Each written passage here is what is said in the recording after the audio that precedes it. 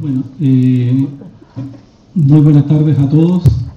Realmente estoy sorprendido por la participación y por el interés que han despertado este tipo de actividades. Y hoy es un placer, un honor, presentar a un muy buen amigo y además un gran investigador de la Universidad de Concepción. La charla de hoy va a estar a cargo del doctor Osvaldo Ulloa, de la Facultad de Ciencias Naturales y Oceanográficas de la Universidad de Concepción. Él obtuvo el título profesional de biólogo marino en el año 1983 en nuestra casa de estudios. Y no vamos a calcular edades ni nada por el estilo. Además, obtuvo el doctorado en Oceanografía el año 1993 en Canadá, en la Universidad Dalhousie. Y sus líneas de investigación están orientadas a oceanografía microbiana, bioóptica marina, ciclos biogeoquímicos y clima, siendo su disciplina principal la oceanografía. Así que hoy día es un placer, como dije antes, dejar al doctor Osvaldo Ulloa con su charla titulada "Cuando los océanos se sofocan, los microbios están de fiesta". Así que muchas gracias por asistir y los dejo con el doctor Osvaldo Ulloa.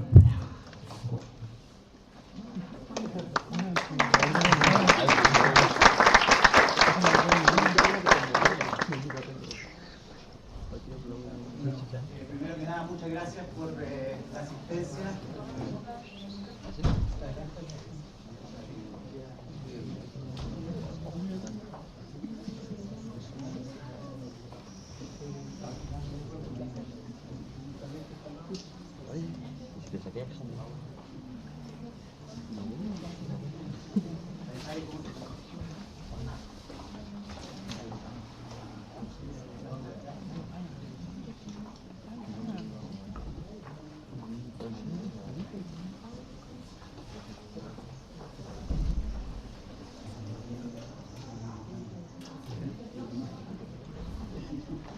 Bueno, como les decía, primero que nada, muchas gracias a ustedes por asistir a esta charla. También a la Facultad de Ciencias Físicas y Matemáticas por permitir que este coloquio sea aquí, y obviamente a los organizadores y en particular a Alejandro, que desde el año pasado que me había pedido una charla para estos coloquios. La verdad es que es impresionante la asistencia, y yo sé que aquí también hay esfuerzos del jefe de carrera de biología marina, gente de posgrado, de oceanografía y de la gente de microbiología también. Lo que les voy a hablar hoy día es un tema que hemos estado trabajando desde hace tiempo ya, y una de las cosas que sobre todo la gente joven que está aquí, cuando uno parte haciendo investigación o cuando uno quiere generar una carrera científica, ¿cierto? Uno planifica de ciertas maneras y termina haciendo cosas bastante distintas, y mucho tiene que ver con cosas, accidentes que pasan en la vida, gente que uno conoce, gente que uno cosas que a uno lo invitan, y en particular yo aprovecho la oportunidad aquí que está el profesor Ariel Gallardo, que fue uno de las personas que me invitó cuando yo todavía era estudiante en Dalhousie a trabajar aquí frente a Concepción en una de las expediciones que quizás ha tenido más impacto en lo que es la parte de microbiología, pero de eventos. Yo no le voy a hablar de eventos, y él ya le ha hablado a usted, y en otra instancia podremos ver las similitudes que hay en el ambiente bentónico con el sistema bentónico. Yo me voy a referir, voy a hablar de dos cosas. Una, primero, esta es una microfotografía, y la verdad es que hasta el año 88 se pensaba que el mar, la columna de agua de mar, prácticamente tenía muy pocas bacterias. Y ahí fue con el desarrollo de la técnica de DAPI. Y lo que ustedes tienen aquí es una muestra natural que está teñida con un fluorocromo, y lo que ustedes tienen aquí es microorganismos, donde se tiñe el ADN, y esto es lo que ustedes ven bajo el microscopio, ¿cierto? De epifluorescencia. Y, como les decía, hasta relativamente reciente creíamos que el océano era bastante pobre en células, pero hoy día, justamente con el desarrollo de estas nuevas técnicas, hoy día sabemos que el océano, solamente la columna de agua, sin contar lo que vive en los sedimentos, tenemos por sobre 10 elevado a 29 células.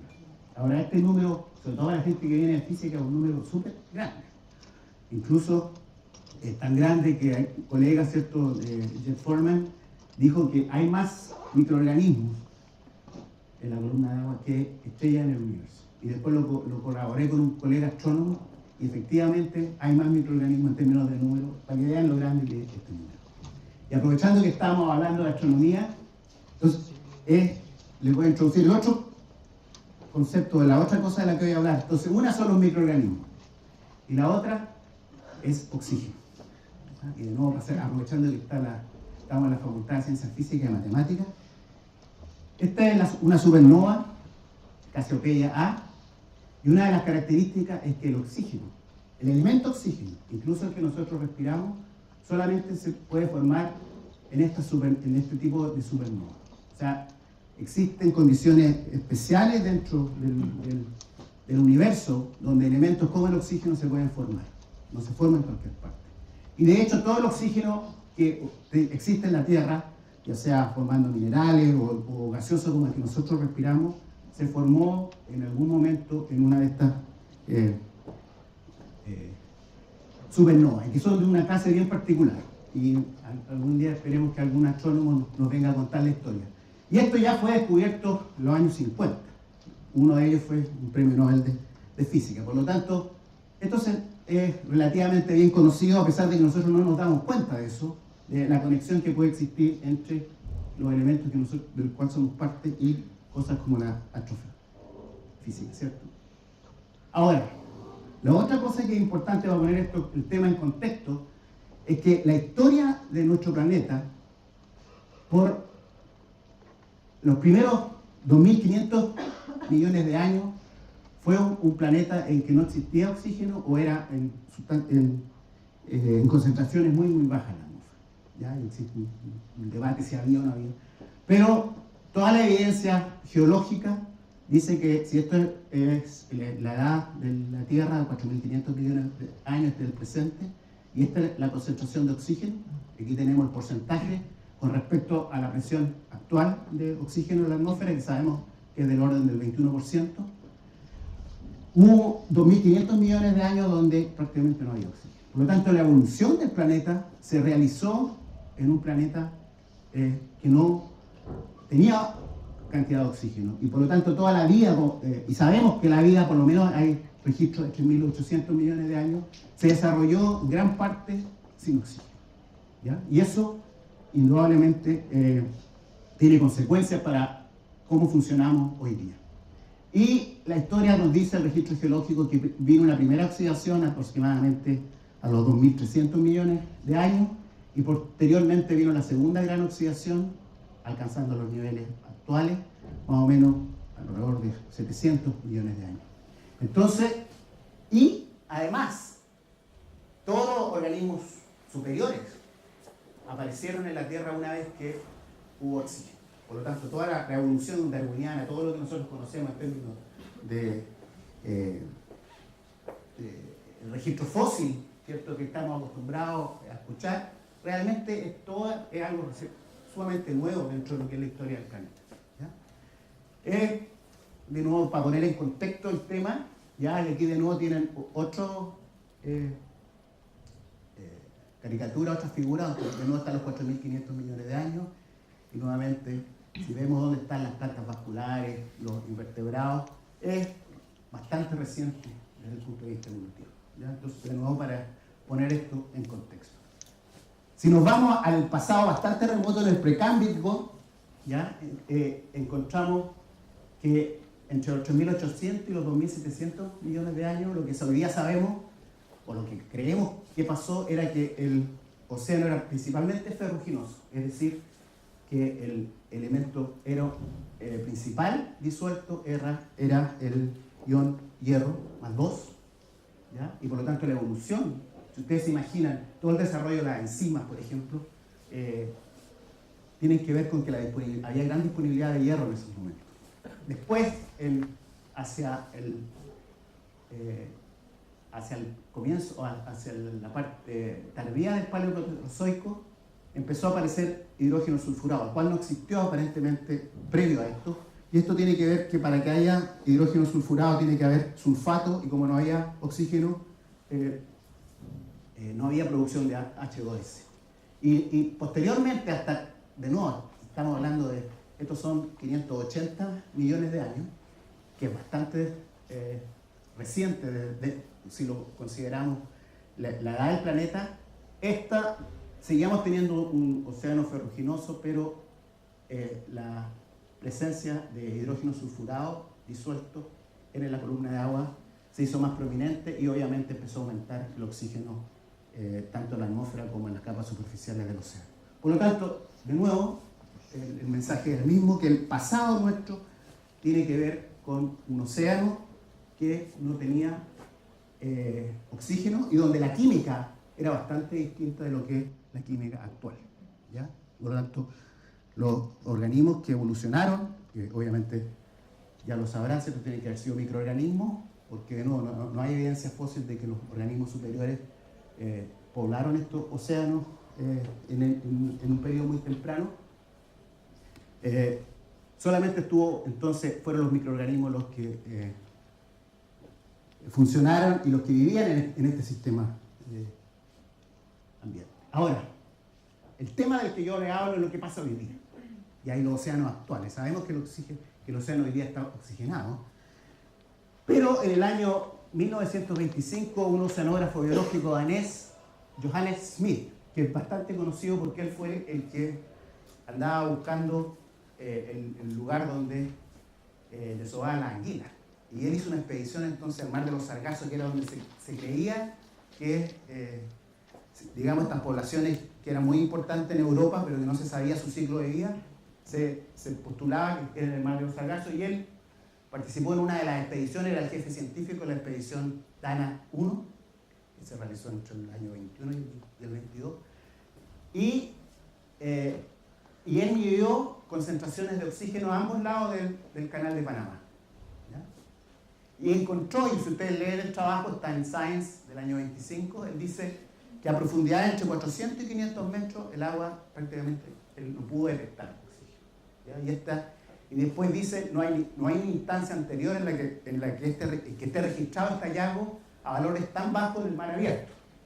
Es el primer reporte, por lo menos en la literatura occidental de la que conocemos, en el mar abierto. De nuevo, esto no es las cuencas anóxicas, sino que en el mar abierto. Entonces el año 25 ya fue la primera vez que se detectó que no se podía medir oxígeno. Lo otro que en el mismo trabajo John Smith comparó esto con la situación en el Mar Negro, que sí sabemos que es una cuenca anóxica sulfídica. ¿Ya? Y esta es la foto original del trabajo. En verde es la concentración de oxígeno en el Mar Negro, ¿cierto?, que está aquí en Asia, y esta es la concentración que él detectó en el lado oeste, en el Pacífico, y esta es la concentración que detectó en el Caribe. Y ustedes se fijan en la línea roja, él lo que decía la transparencia, que entre 400 y 500 metros no pudo detectar oxígeno, usando la técnica Winkler, que es la misma técnica que se usa actualmente para mediciones de oxígeno en oceanografía. ¿Ya? Y hizo el comentario que, porque al compararlo con las cuencas anóxicas como el Mar Negro, donde la concentración de oxígeno decae pero nunca vuelve a subir como aquí, él dice, cierto, que en las cuencas parcialmente cerradas como en el Mar Negro puede existir una falta de oxígeno en profundidad hasta el fondo, mostrando que tenemos que ver con un caso totalmente distinto. ¿Ya? O sea, la dinámica es, y ese es, digamos, lo que hasta muy poco, hasta hace relativamente reciente, se pensaba que estas cuencas, ¿cierto?, funcionaban y dinámicamente son distintas, pero voy a volver sobre esto hacia más adelante. Hoy día, y esta es una foto, una figura tridimensional que hizo uno de mis estudiantes, mi primer estudiante de doctorado, Ricardo de Paul, que muestra la agua con concentraciones de 0,5 ml por litro, que son más o menos 20 microlitros, y todo lo que está en rojo son aguas que tienen bajas concentraciones o menos de 20 microlitros por litro. ¿Ya? Y ustedes se fijan, este es Galápagos, por ejemplo, esto hacia el sur, y tenemos que esta capa, está el fondo, y tenemos que más o menos una capa que está dentro de los primeros 1000 metros. ¿Ya? Y se extiende bastante afuera, frente a Perú y Ecuador aquí y el norte de Chile. ¿Ya? Ahora, el fenómeno de que a profundidades intermedias existen menores concentraciones, ya lo había estudiado los famosos oceanógrafos de la década de los 30, como Sverdrup, y sin embargo no fue hasta el año 62 donde un oceanógrafo físico de origen alemán, que después se fue a trabajar a Scripps, ¿cierto?, que él desarrolló un modelo muy simple que involucra una ecuación diferencial de primer orden, donde tenemos un término difusivo, un término advectivo y el término de respiración, y él asumió en base a datos que esa tenía que ser de caída exponencial. Y esta tiene una solución analítica, y lo que muestra esto es que el mínimo de oxígeno propiamente tal se encuentra justamente aquí en la capa superior, donde hay menor advección, debido justamente a que el consumo de oxígeno es exponencial, por lo tanto hay más consumo de oxígeno aquí arriba que en las profundidades mayores. No solamente eso, además Klaus Wirtke predijo, por ejemplo, que tenía que haber un desfase entre el máximo de nitrato y el máximo de fosfato, y con un modelo muy simple él pudo explicar entonces que las mínimas de oxígeno, en términos globales ahora, no solamente las que son extremas, eran generadas por procesos biológicos, pero que la circulación es la responsable de su posición. Por lo tanto, dónde estén y en qué lugar de la columna de agua se ubican, tiene que ver con la circulación, con la física del océano. ¿Ya? Entonces, estamos en el año 62, entonces, que fue cuando se entrega la explicación para poder, es la explicación para decir entonces que esta mínima oxígeno se encuentra en los primeros 1000 metros y no a 5000 o 4000 metros de profundidad.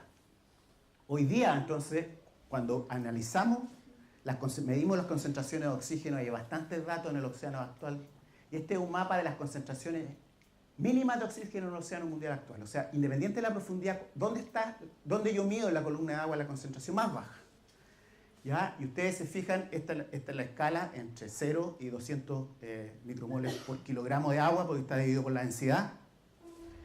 Y se fijan ustedes que justamente en el Pacífico Oriental, tanto en el norte como en el sur, tenemos aguas con muy baja concentración de oxígeno, los mínimos son azules.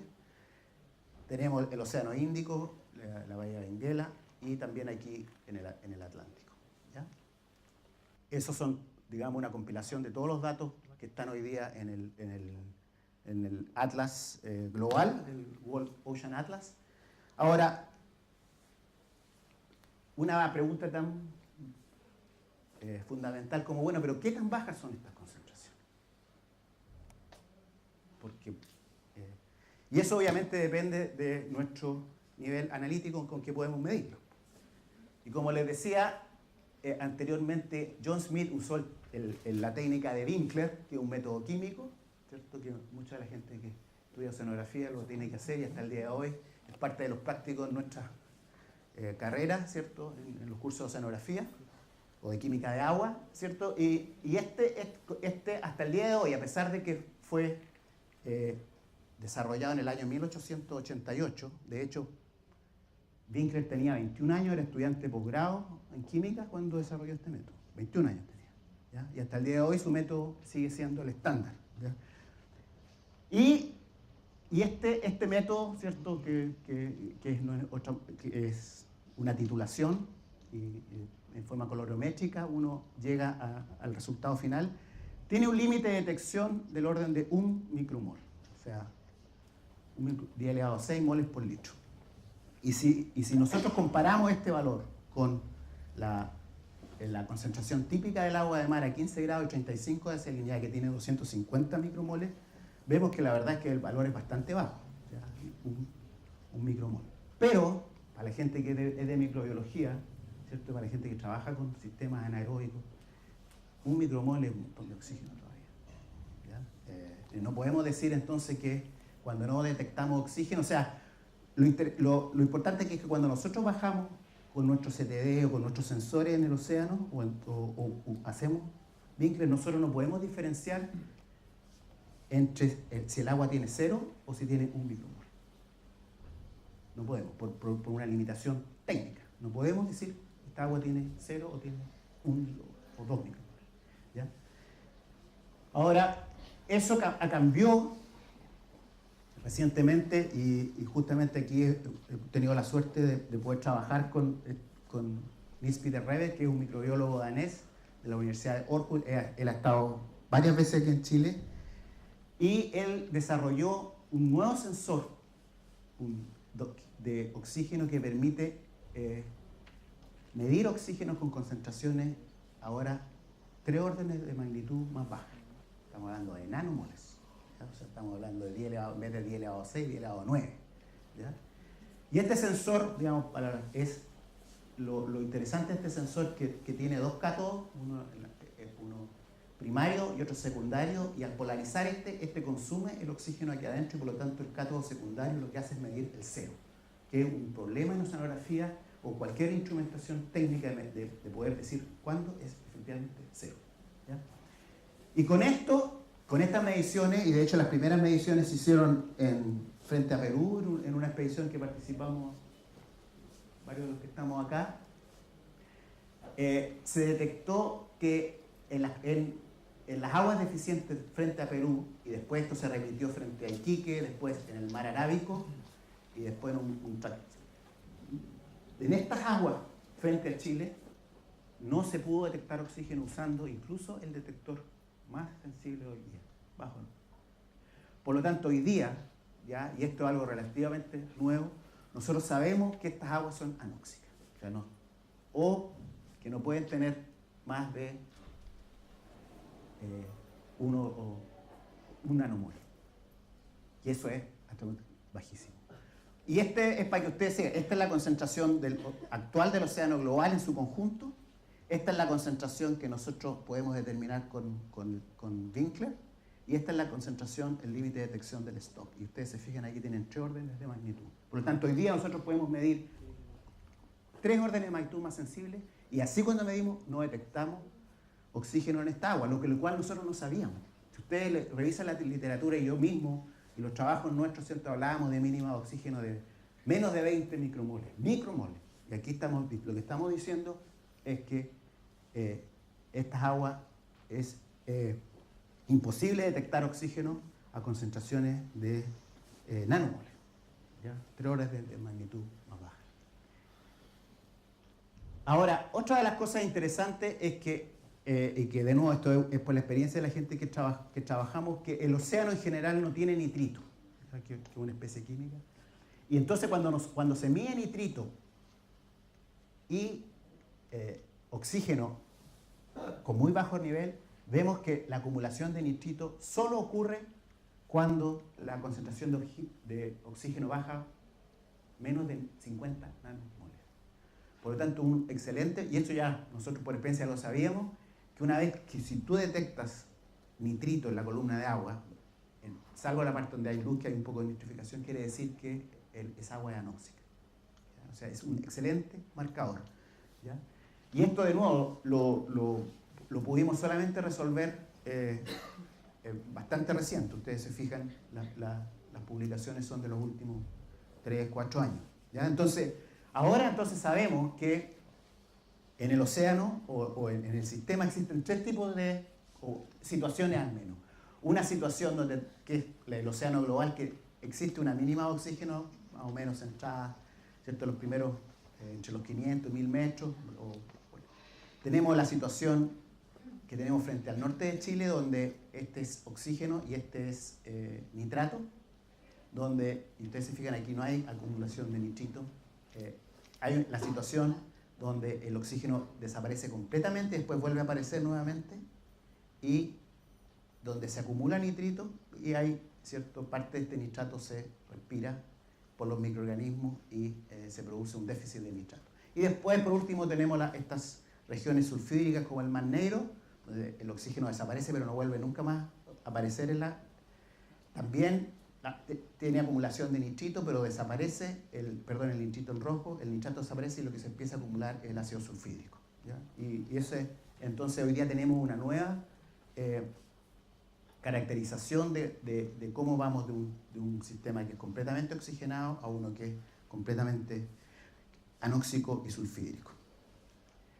Ahora, como esto es un seminario de microbiología y algo de microbiología, tenemos que hablar, y este es una figura que muestra por un lado los compuestos reducidos que actúan como combustible, y estos son los oxidantes. Y aquí tenemos, por ejemplo, la glucosa, tenemos el oxígeno.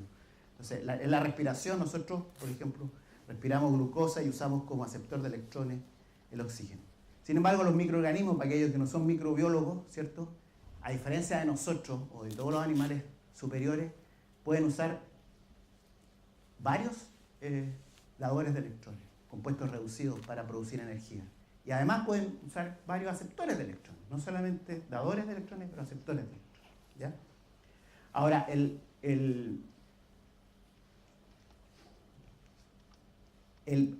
paradigma que existía hasta hace poco era que estos aceptores de electrones se usaban en forma secuencial.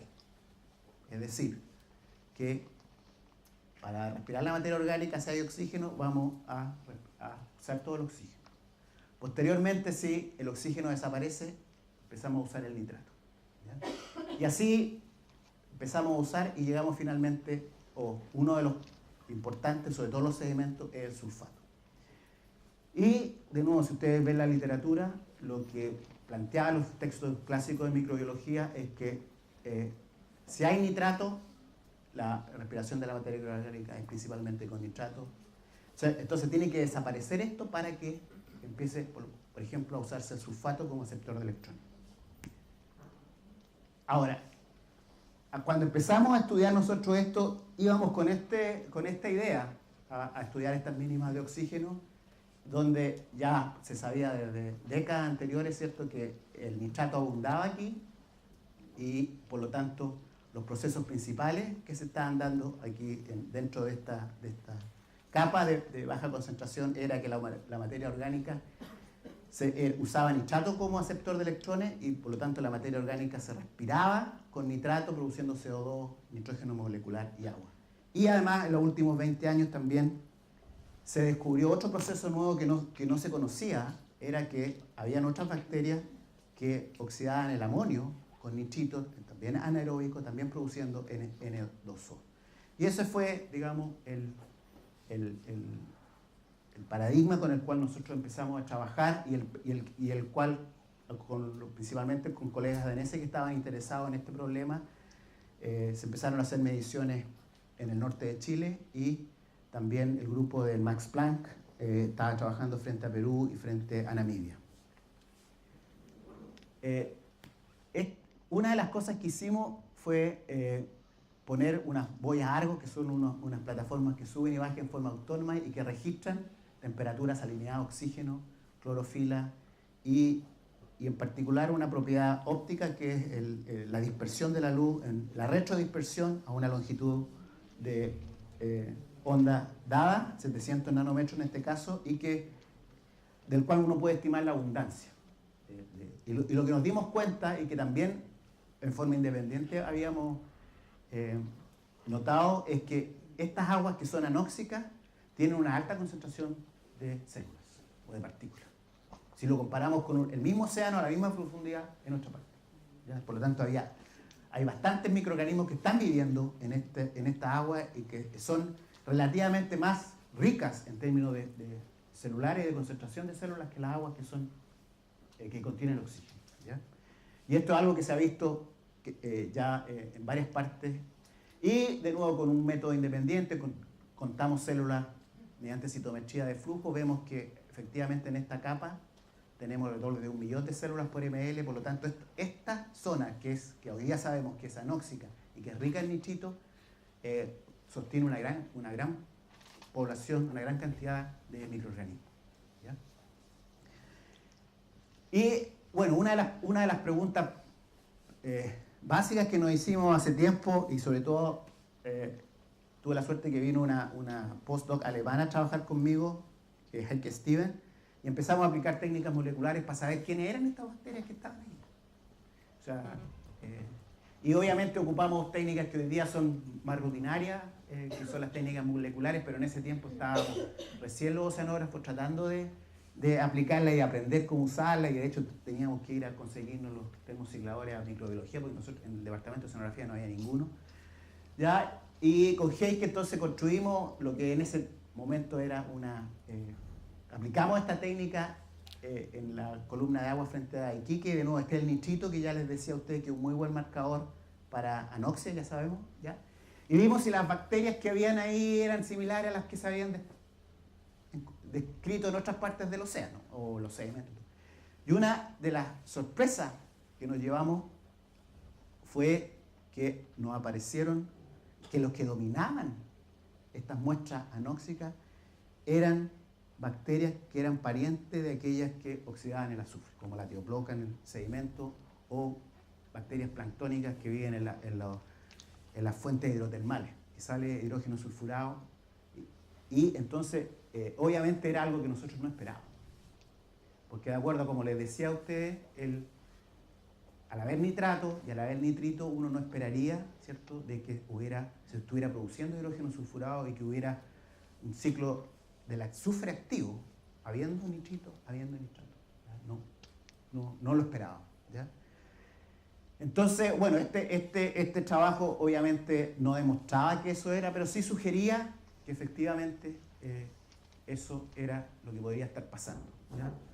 Y justamente al año siguiente, un grupo de canadienses trabajando en un fiordo anóxico encontró también la misma dominancia de estos grupos que no existen miembros en cultivo, por lo tanto tienen un nombre bien raro que se llama Sub-05, que no es más que una clasificación de un clado que aparece en un árbol filogenético donde no hay ningún cultivado y por lo tanto no se le puede poner ningún nombre. Y esto quiere decir que la primera vez que fue descrito, ¿cierto?, viene de un monte submarino, Suyu, que lo describieron los japoneses, y este es el clado número 5. Pero lo interesante era que estos mismos organismos aparecían y ellos mismos hacen un análisis en todos estos sistemas que eran sulfídricos, no mínima de oxígeno como la que tenemos frente a Chile, sino que en el Mar Negro, en este fiordo anóxico, y que dominaban también y que tenían características genómicas bien particulares, como era que podían oxidar el azufre con el nitrato, podían hacer desnitrificación hasta N2O, podían fijar carbono en forma autotrófica usando la rubisco y que eran autótrofos estrictos.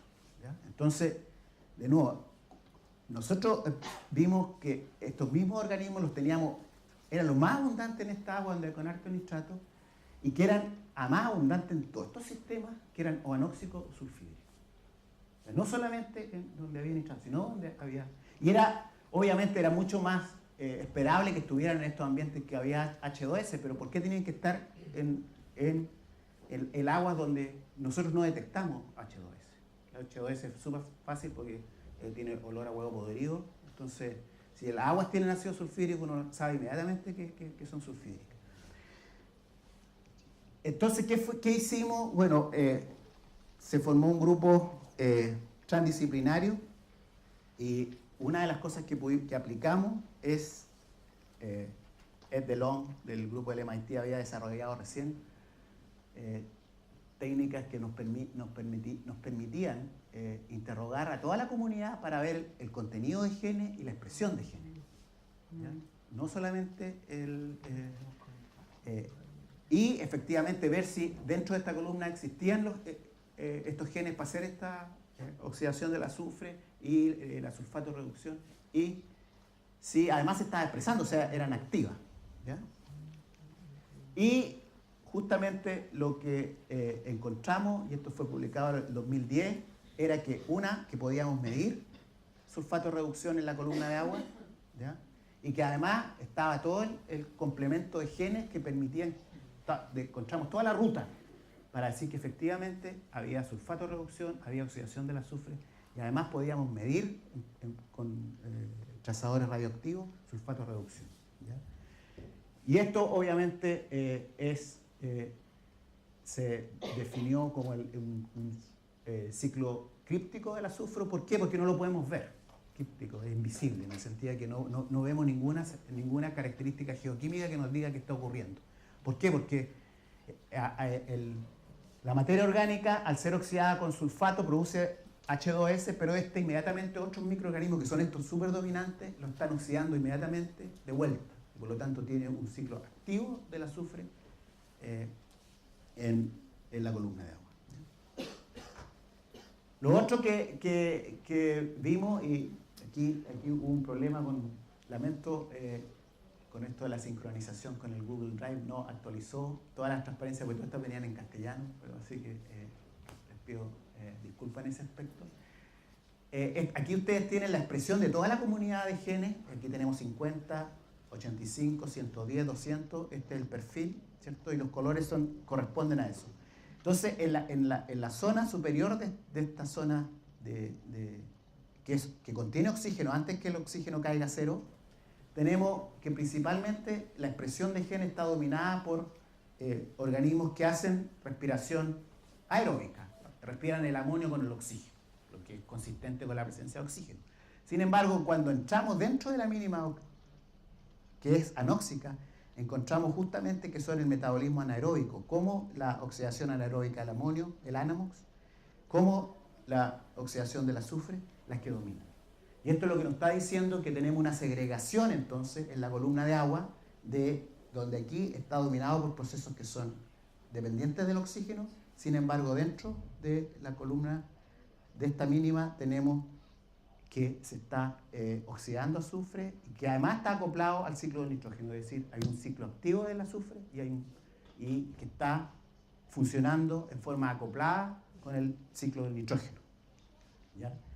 Y por lo tanto, lo que tenemos ahora, nosotros como entendíamos esta zona, ¿cierto? Era que era principalmente el ciclo del nitrógeno el que estaba funcionando a través, por ejemplo, de la desnitrificación, que es donde el nitrato actúa como aceptor de electrones y se reduce hasta nitrógeno molecular.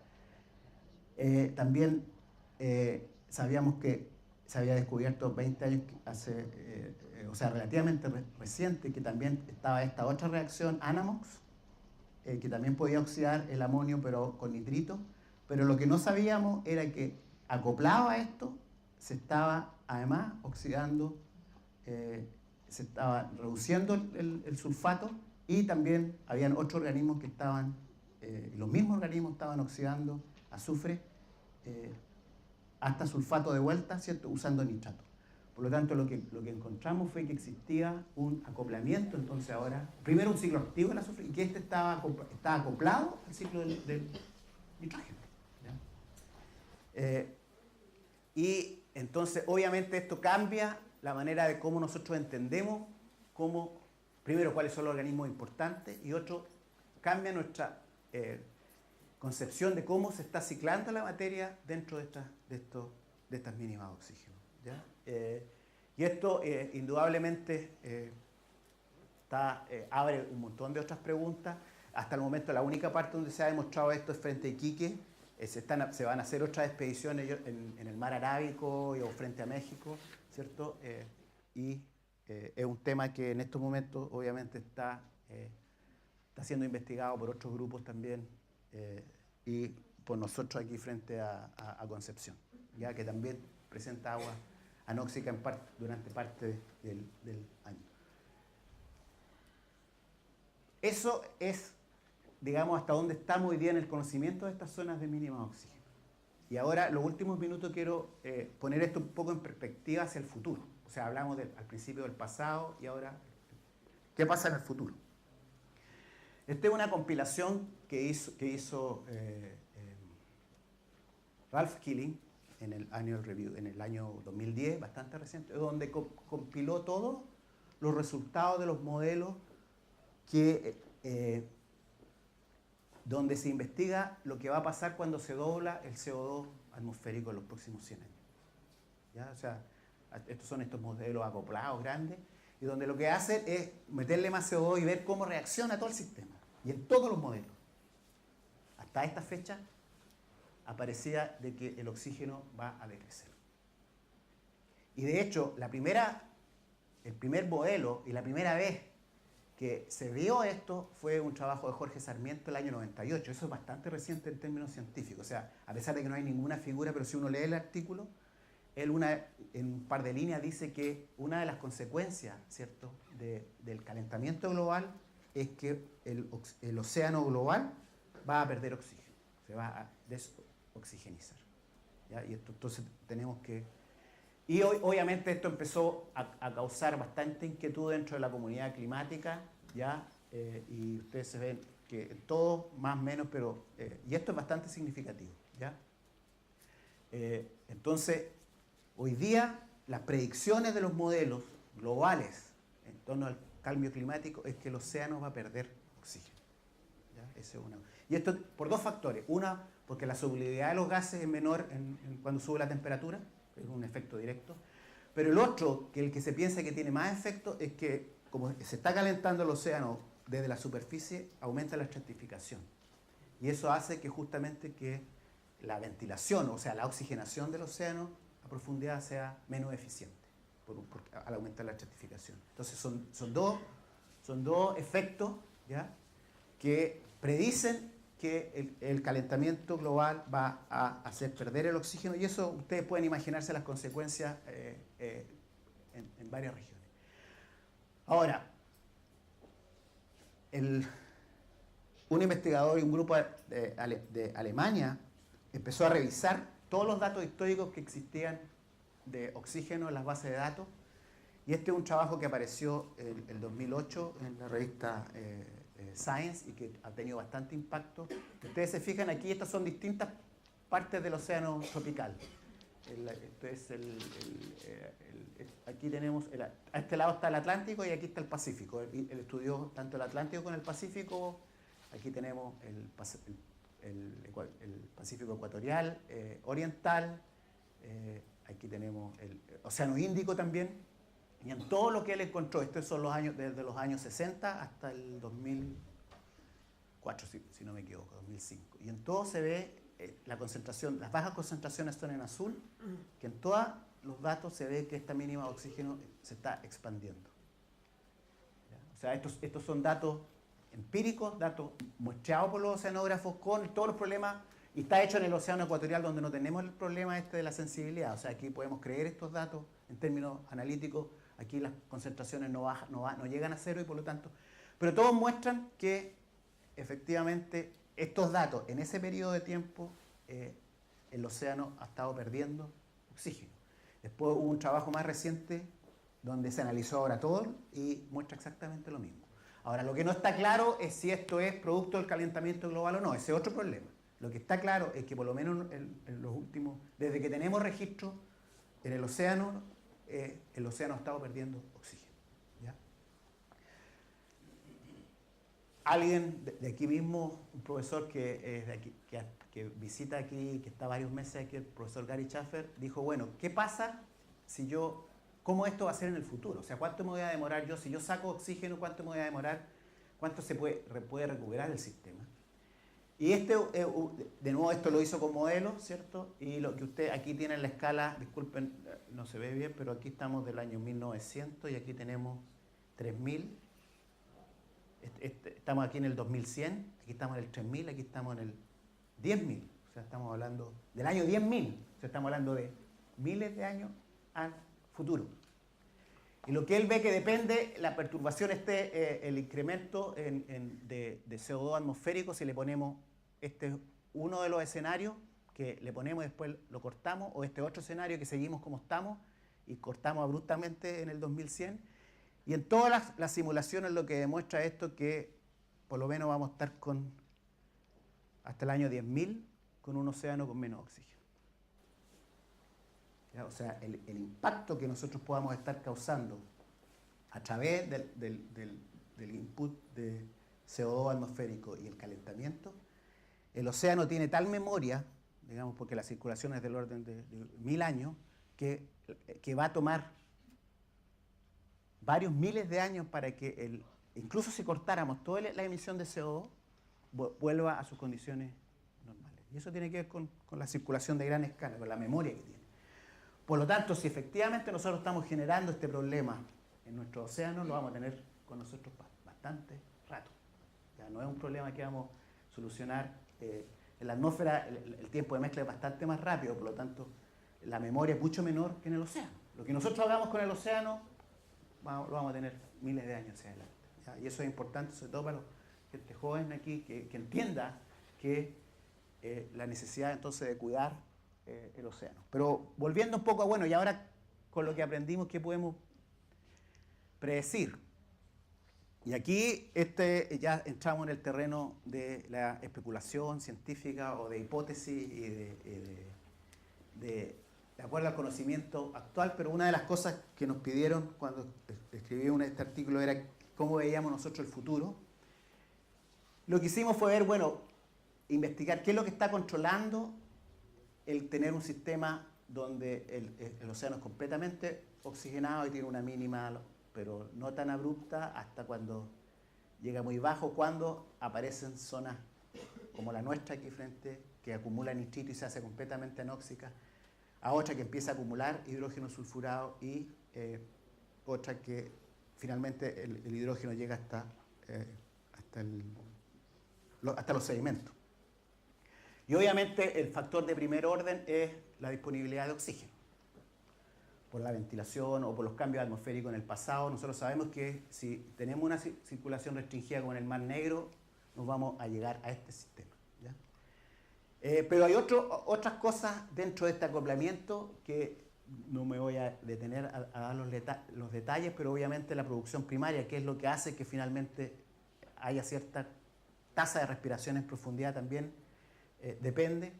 Y también, y este es una retroalimentación positiva, que es la fijación de nitrógeno, pero en el fondo, dependiendo de cómo nosotros manejemos o de cómo el planeta y nosotros impactemos estos procesos, vamos a movernos en estos escenarios. O sea, podemos nosotros, frente a Chile, pasar de una situación, en este momento estamos acá en el norte de Chile, pero perfectamente podemos pasar a una situación donde se nos empieza a acumular hidrógeno sulfurado en gran cantidad. Ya, y de hecho, un ejemplo es Namibia, ¿cierto? Y de hecho ahora mismo los colegas del Max Planck encontraron grandes acumulaciones de H2S frente a Perú.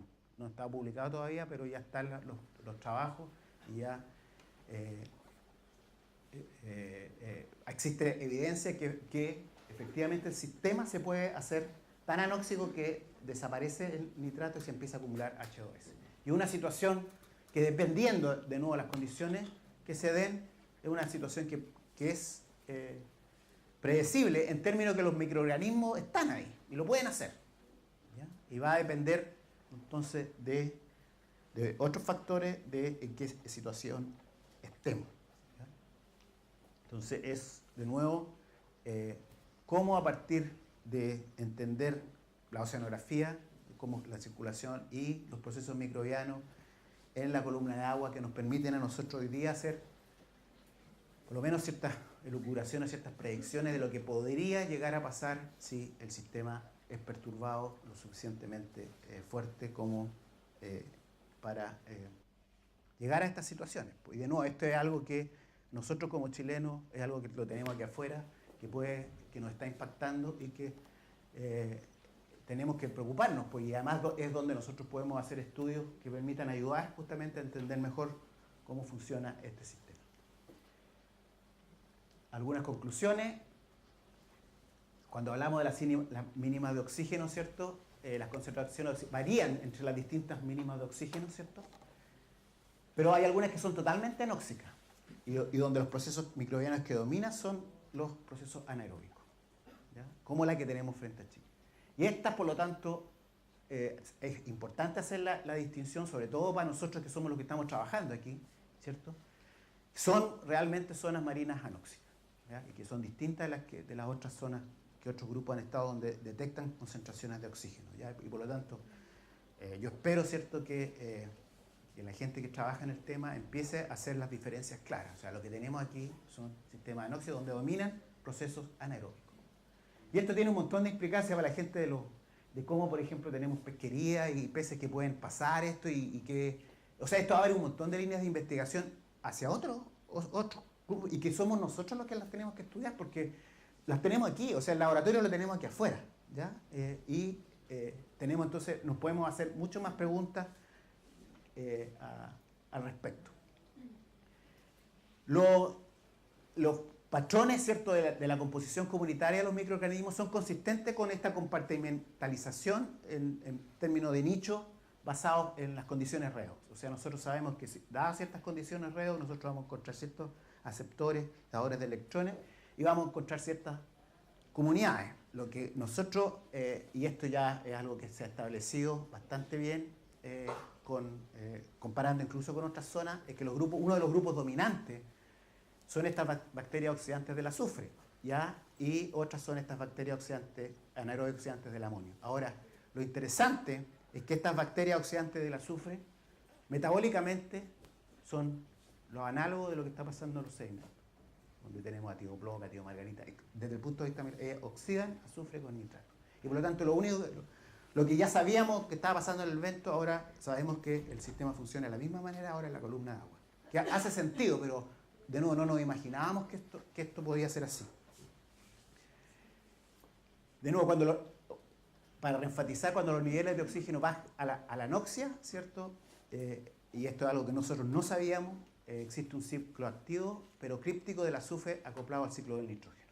Esto es una contribución del estudio frente a nuestras costas que ha cambiado entonces el paradigma y que hoy día, entonces, para poder entender lo que está pasando en la columna de agua, no solamente tenemos que mirar el ciclo del nitrógeno, como siempre tradicionalmente se ha hecho, sino que además tenemos que mirar el ciclo del azufre y además el ciclo del carbono, porque también tiene implicancias que lo mencioné muy brevemente, por ejemplo, que la mayoría de estas comunidades son autotróficas, es decir, hay fijación de carbono, donde hay evidencia de otros trabajos, como Labre, que también se hacen importantes la quimiolito-autotrofía. De nuevo, temas que están abiertos completamente para tener que investigar y tenemos el laboratorio aquí para verlo.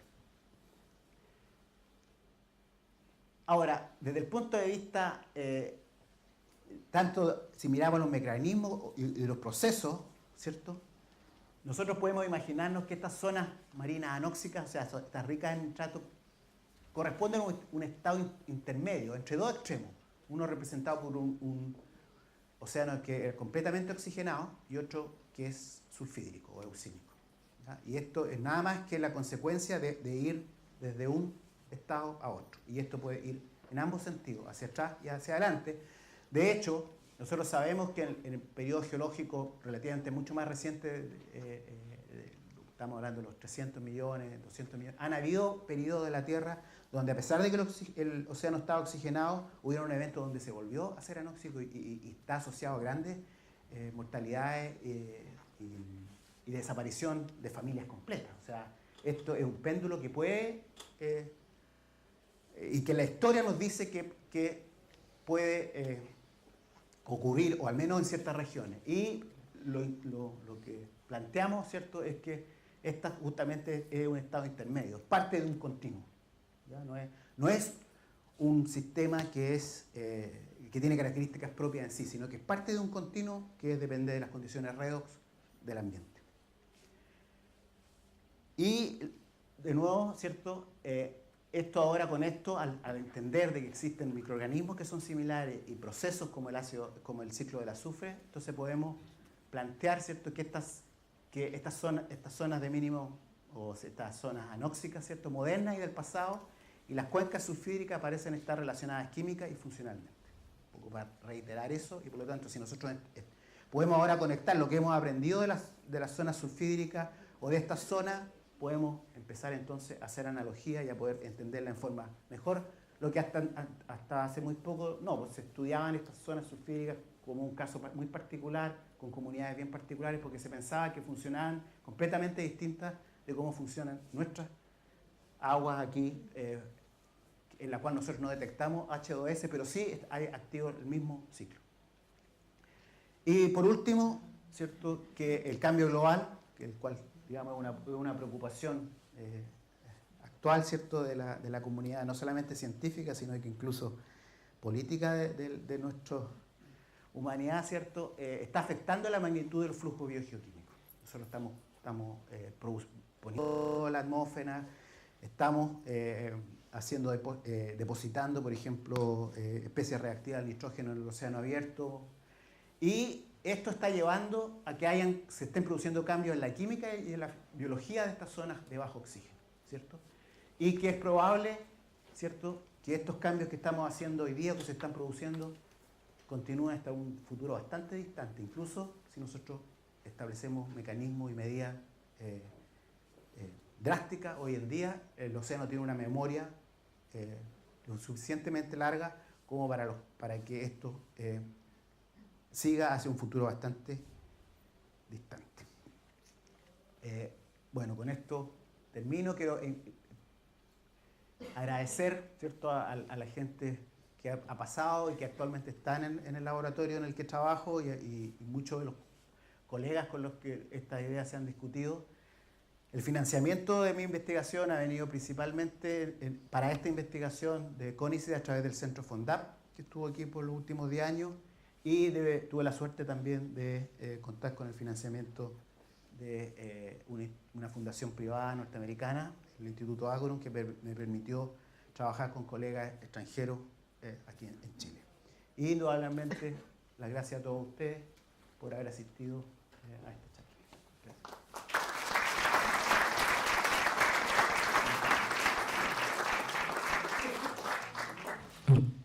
Bueno, gracias Osvaldo por dar la conferencia inaugural de estos coloquios 2013. Y tenemos tiempo para algunas preguntas antes del café. ¿Dudas sobre la presentación?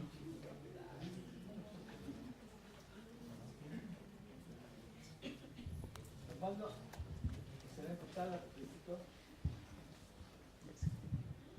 muchas gracias por tu charla. Realmente yo creo que todo el mundo aquí la va a apreciar mucho y va a motivar a seguir estudiando estos temas que son muy relevantes y propios nuestros. Te quería preguntar si tienen ideas de la estructura de las comunidades bacterianas, o sea, si hay dominancia o hay una alta diversidad, que puede estar indicando si las comunidades bacterianas se comportan como las comunidades de macroorganismos, si alguna de las hipótesis planteadas se aplican también a los microorganismos o se comportan diferente. A ver, la pregunta es súper relevante porque la respuesta es todavía no sabemos. Creemos, y lamentablemente aquí la gente que trabaja en microbiología, hasta hace muy poco, no podíamos clasificar las bacterias en términos evolutivos. O sea, toda la teoría de evolución, ¿cierto? Y el concepto de especie, incluso, y los microbiólogos habían abandonado completamente el uso de la teoría de la evolución y el uso de la teoría clásica ecológica, porque no podíamos distinguir, o sea, eran todos puntitos como lo que mi primera, y entonces la microbiología se clasificaba, obviamente se aislaron organismos y han hecho grandes contribuciones, pero principalmente de tipo funcional, ¿cierto? ¿Qué hace? Que es capaz de degradar este compuesto, es capaz de usar este aceptor de electrones, pero no la podíamos ubicar dentro de nuestro esquema, de nuestro gran árbol de la vida. Y esto es algo relativamente, o sea, es reciente. Incluso ustedes se meten en Google y todavía aparecen los 5 grandes reinos que ya hoy día sabemos que no existen. Por lo tanto, tu pregunta es, hay cosas que estamos encontrando, que hay patrones que son similares, pero otros que no estamos tan seguros que sean, ¿ya? Y yo creo que todavía es una pregunta abierta. Si la teoría ecológica que se ha desarrollado para los organismos superiores, para las plantas, para la zoología, se puede aplicar a los microorganismos, ¿no? Así que esa es por lo menos mi percepción, que todavía vamos hacia allá, pero que todavía hay cosas que encontramos patrones y otros no, pero de nuevo, es tan nuevo todo esto que todavía esa pregunta no podemos estar absolutamente seguros de que efectivamente así es. Otra pregunta. Buenas tardes, muy interesante la presentación. Quería hacer una consulta, pero antes quería hacer una acotación igual. A partir del 2010, el Subcomité de Sistemática Procariontes Internacional sí tiene una definición para la especie bacteriana. Y sí se asocian estos tipos de asociación ecológica, por así decirlo, a los microorganismos. Estoy hablando de las bacterias en particular. Mi pregunta está relacionada con si que ustedes tienen información que haga relación con la redundancia funcional de estos grupos taxonómicos finalmente que ustedes pudieron ubicar en esta zona en donde no hay oxígeno, ¿cierto? Pero hay nitrito, pero ustedes no tenían antecedentes de que hubieran azufre, o sea, ácido sulfídrico. Sí, que no hay ácido sulfídrico, no se acumula. Me llama la atención porque en otras zonas sí se acumula, Sí. y también están estos grupos taxonómicos. Sí. Y no sé si ustedes tienen alguna información, porque ustedes hicieron metatranscriptómica igual, ¿no? Sí. De acuerdo con la redundancia funcional que puede existir en estos grupos taxonómicos. Claro, una manera de ver es que existen redundancia de grupos, pero la otra es que los microorganismos son harto más inteligentes y son facultativos y pueden, dependiendo de las condiciones, pueden usar un aceptor de electrones u otro dador de electrones. De hecho, algo que el mismo Alejandro está, o sea, dentro de este mismo grupo de azufre oxidante estamos encontrando, por ejemplo, que si hay oxígeno pueden usar oxígeno. Algunas hacen la denitrificación completa, otras no. Otras llegan hasta N2O y dentro del mismo grupo estoy hablando, ni siquiera... Sí, claro. A eso me refiero como redundancia funcional, porque un mismo grupo, o sea, un grupo puede tener más de una función. Exacto. O sea, un grupo taxonómico puede estar asociado a 3, a 4, a 5, a 10 funciones distintas. Claro, pero aquí incluso es más elemental. El mismo organismo que nosotros clasificamos, o sea, un mismo individuo, si tú quieres, si nosotros secuenciáramos una sola bacteria de esta, puede hacer distintas funciones. Entonces, no es solamente el hecho que, como dices tú, que haya un grupo que haga tal cosa dentro de este mismo agrupación taxonómica, sino que el mismo microorganismo es capaz de hacer varias funciones dependiendo de las condiciones ambientales que existan. Y justamente en estos grupos que son tremendamente abundantes, estamos encontrando que tienen que son facultativos, y eso es quizá una de las razones por las cuales son tan exitosos. Porque pueden, ante situaciones cambiantes, son capaces de usar nitrito si no usan oxígeno, y si no usan nitrato, y si no, ¿me entiendes? Entonces, yo creo que efectivamente existen grupos que pueden repartirse las funciones, estoy seguro que así puede. Pero además los mismos organismos pueden hacer más de una función dependiendo de las condiciones. Y la última pregunta, ¿cuál es la resolución que tienen este tipo de técnicas que utilizaron para poder afirmar de tal manera que son estos grupos taxonómicos? ¿Cuál es el nivel de resolución? No sé, ¿cuál es la cantidad de nucleótidos que son capaces de secuenciar por OTUS? No sé. Sí, bueno, depende de la técnica que se ocupe. Hoy día yo creo que el problema de nivel de resolución es un problema que ya está prácticamente resuelto. Hoy día los costos, antes era un problema de costo, o sea, la cantidad de nucleótidos que uno secuenciaba era caro. Entonces se secuenciaban pocos hoy día nos han bajado órdenes de magnitud los costos. Por lo tanto, si tú me hubieras hecho esa pregunta cuando descubrimos este grupo, el poder de resolución era bastante bajo en términos, digamos, de ver un solo gen, de ver con suerte el gen completo, pero a lo mejor 700 pares de bases o 900 pares de bases de un total de 1500. Pero hoy día dejó de ser un problema en términos económicos y en problemas técnicos. Lo que pasa es que hay que hacerlo, pero yo creo que justamente... ahora, ¿cuál es el problema que hay? Es que no es tanto secuenciar un organismo, el problema es que la diversidad es tan alta que cuando uno hace este tipo de estudios es como la punta del iceberg, ¿no? Porque hay muchos grupos que porque son poco abundantes las técnicas no llegan, ¿ya? O sea, la información que obtenemos es muy baja. Y ahí lo que se llama profundidad de secuenciación, que ese es un desafío todavía, porque todavía es caro hacer de una misma muestra, tratar de caracterizar, no sé, 200, 500 grupos taxonómicos distintos. Entonces, pero por lo menos los más abundantes yo creo que se puede hoy día obtener una muy buena idea de cuáles son los grupos más abundantes y qué es lo que están haciendo, o qué es el potencial que están haciendo, porque tampoco podemos saber qué es lo que están haciendo. Gracias. Una última pregunta. Gracias. Muy, muy interesante en realidad, más que bastante. De hecho, la gran cantidad de personas que asistieron bajaron rápidamente el oxígeno en la sala, así que estamos todos medio anóxicos. Una consulta más del punto de vista de la gran escala, de cómo funciona la capa de mínimo oxígeno, más que las comunidades que están ahí, en términos de un comentario general que apareció en la presentación respecto de cómo se puede incluir de alguna forma la dinámica y la proyección de qué va a suceder con estas capas de mínimo oxígeno y modelos o la producción pesquera global. Se mencionó que a partir de los años 50, si mal no recuerdo, se ha venido expandiendo la capa de mínimo oxígeno, pero ¿existe alguna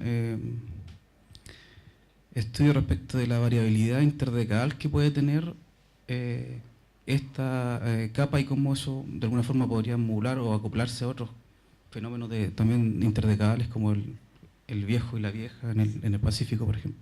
Sí, la respuesta es sí, y justamente fui bastante cuidadoso al decir que esto es lo que los datos, pero efectivamente hay un trabajo de Curtis Doyce que muestra que efectivamente existe una variabilidad interdecadal, y por lo tanto lo que nosotros podemos estar viendo es nada más que parte de una variabilidad interdecadal, ¿no? Porque tenemos repocos desde el año 60, de hecho hasta 2000, puede ser bastante, puede ser parte de un ciclo decadal, absolutamente. Lo preocupante es que cuál es la tendencia. O sea, cuando volvamos a bajar, va a volver a hacer a lo que había antes que hubiera este ciclo interdecadal, o esto va a seguir aumentando porque el CO2 sigue aumentando y porque efectivamente no hay otra manera que el océano gane oxígeno, fuera de la fotosíntesis y el intercambio con la atmósfera.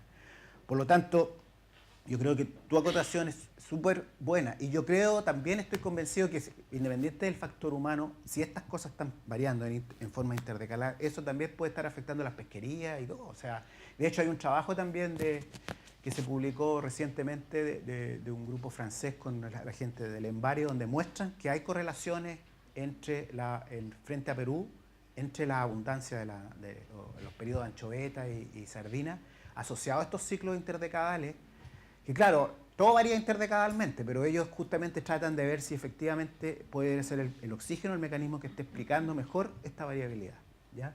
Y también hay un estudiante de aquí, de doctorado, que vio esto en los sedimentos, ¿ya? Donde también aparentemente en el pasado también han habido fluctuaciones. O sea, uno perfectamente podría imaginarse que es cierto que si tú tienes una especie que no es capaz de penetrar, que al expandirse o contraerse el hábitat, eso va a tener repercusiones sobre su reclutamiento o sobre su distribución.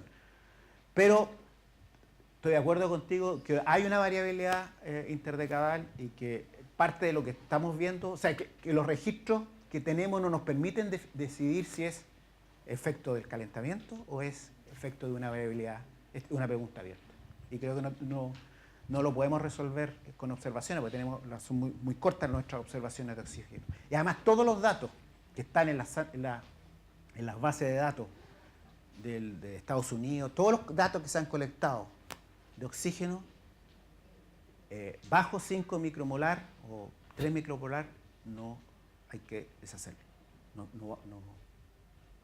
Por un problema de técnica. Pues si tú tienes una resolución de 1 a 2 micromolar, no puedes. Y por lo tanto, incluso hoy día mismo, el tamaño de esta zona anóxica es desconocido en términos de oxígeno. Yo creo que la mejor aproximación es medir el nitrito. Y como no es algo que tampoco hay gran cantidad de mediciones, pero es lo que más te puede aproximar si no tienes estos sensores ultra sensibles. Por lo tanto, incluso preguntas de primer orden como esa, no saben. Y eso, indudablemente, va a los modelos y es lo que ocupan los modeladores para poder predecir estas cosas. Bueno, si hay más preguntas, los invito a que durante el café se acerquen a Osvaldo y hagan sus preguntas. Ahora le vamos a dar las gracias de nuevo por la presentación. Y los invitamos a un café afuera para que podamos discutir la charla.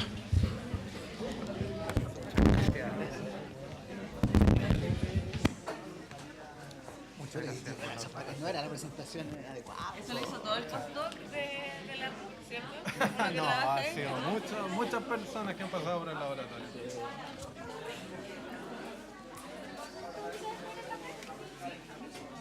¿Y esa no era la presentación? Sí, la tenía traducida en castellano.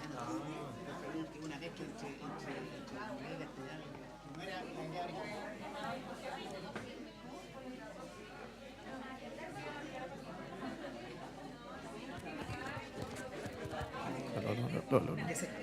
Sí, está caloroso.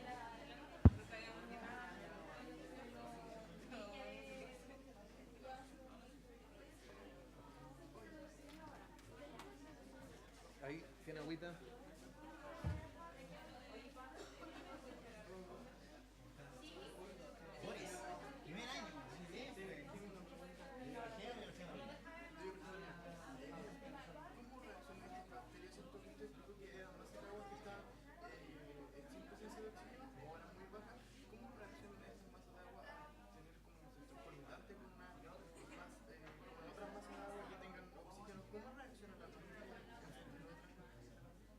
Sabemos que hay perturbaciones y que de repente se oxigenan. Yo creo que hay algunas y otras que son capaces de hay algunas que tienen.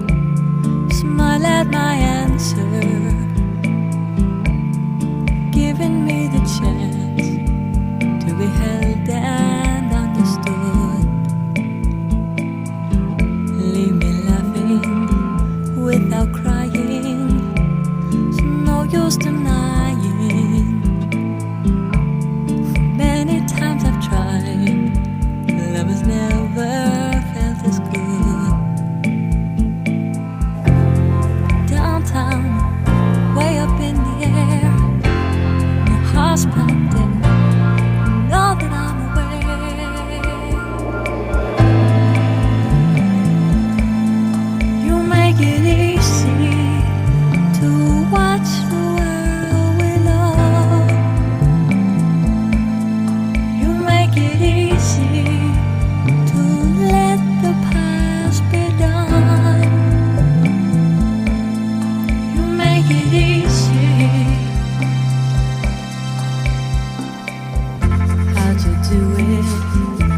How'd you find me? How did I find you? How can this be true? To be held and understood. Keep it coming, no one's running. Lesson I'm learning. Blessings are the